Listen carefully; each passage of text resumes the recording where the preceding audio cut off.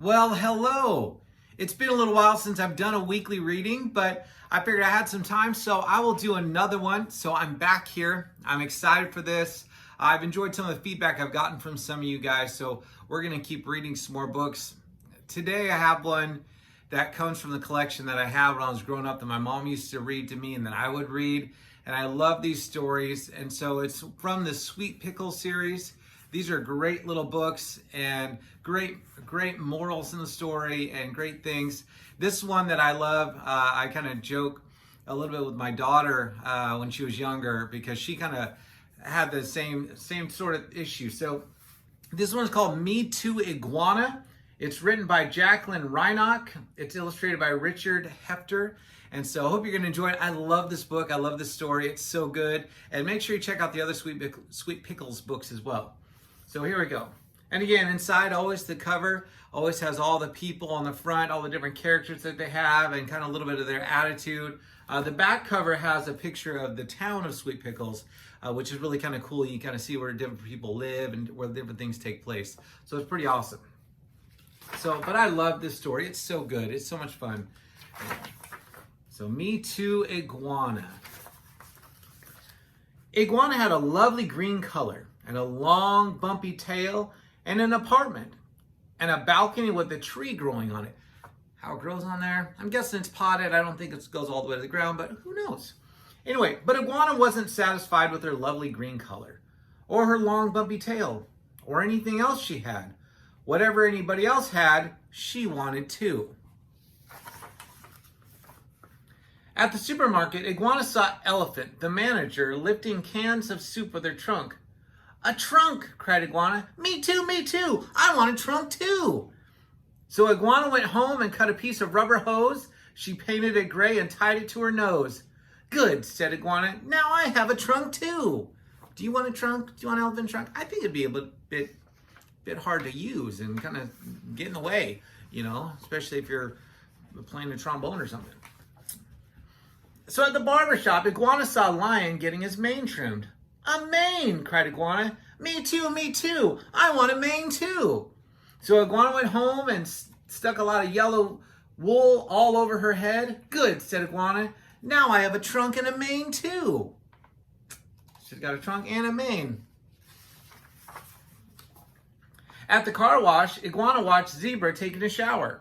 His black and white stripes gleamed in the sunlight, which I don't think I'd want to take a shower in the car wash. I just feel like that'd be kind of awkward personally, but he's a zebra. You know how zebras are, don't you?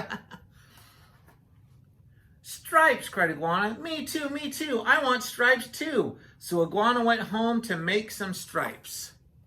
And as you can see, lots of activity going on there in the town of Sweet Pickles.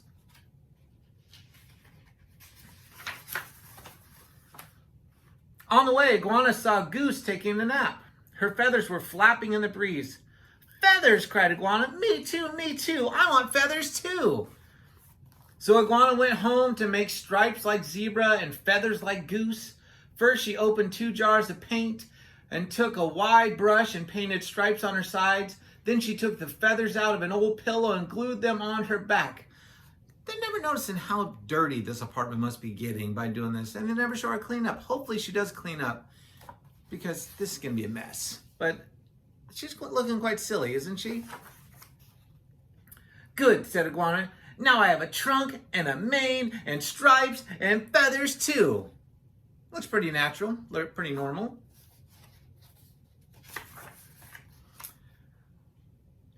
Everybody wondered what Iguana was doing. Why was she imitating them? "Oh," worried Walrus, "this is going to be a problem." Uh-oh. So her friends are starting to get concerned about what's going on with Iguana here. At the post office, Stork was flying in the airmail delivery. "Flying!" cried Iguana. "Me too, me too! I want to fly too!" So she went home to figure out how to make wings. This is starting to sound like a pretty terrible idea, don't you think? Because there's some things you can do, put things on, but the ability to fly, that's not just something you go and do, right?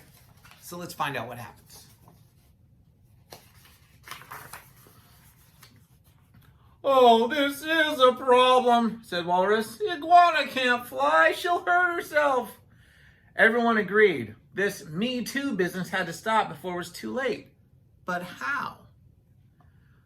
Why would a nice iguana with a lovely green color and long bumpy tail want a trunk and a mane and stripes and all the rest? Asked the lion. Why? Everybody wondered. That's the voice of, if everybody's talking, you have to just make the voice that everybody's voice all together sounds like. So why is what they all sound like together. Just say no in case you're wondering. Because, said Zebra, she must think that the trunk and mane and stripes and all the rest are better. But how do we stop her? Wondered Elephant. That's a good question, said Stork. Everybody thought and whispered and scratched their heads. Finally, they had a plan.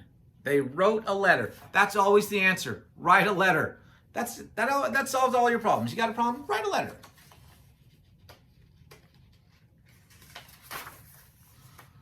Stork dropped the letter at Iguana's balcony. Everybody come to a costume party at the playground, it said. All costumes must be kept secret. No talking about them. Iguana forgot all about wanting to fly. A costume party, she cried. Me too, me too. Everybody will be there. I'll be there too. But what will I wear for a costume, she cried. I want to wear what everybody else is wearing too. When it was time for the party, Iguana still didn't have a costume. She sneaked into the playground and hid behind a tree. In the distance, behind the swing, she saw a flash of green. Near the jungle gym, she saw another flash of green. By the fountains, a flash of green. What was going on? What do you guys think was going on? Any ideas? Let's find out.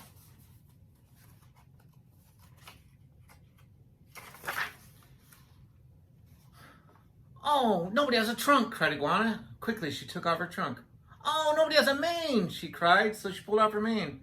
Oh, nobody has stripes, nobody has feathers. Iguana wiped off her stripes and pulled off the feathers, then she moved closer to get a better look.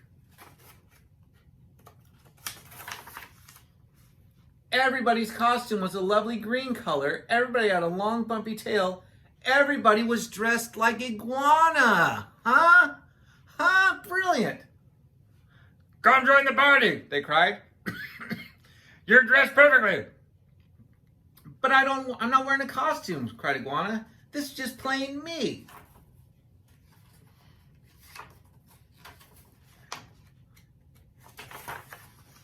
Then Stork said, this is a prize for the best iguana, and the prize goes to... Who do you think he's going to pick?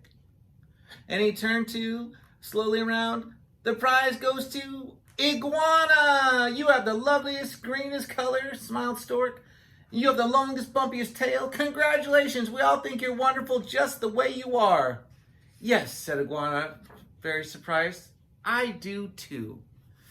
So, this was a story just about someone who thought they weren't good enough because they didn't look like somebody, and maybe you struggle with that maybe you think, well, I wish I was taller, I wish I could play basketball, or I wish I could draw like somebody else, and I just need their abilities for people to like me. Well, in reality, how you've been created is amazing, and you are an amazing person, and so walk in that. And so hope you enjoyed this book. Check out the other Sweet Pickles books. They're a lot of fun. And I enjoyed reading with you, and we look forward to doing some more soon. Bye.